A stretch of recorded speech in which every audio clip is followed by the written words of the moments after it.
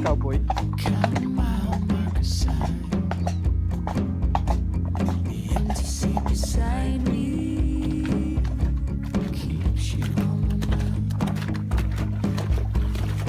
Living in the heartache was never something worth pursuing. I can keep on chasing.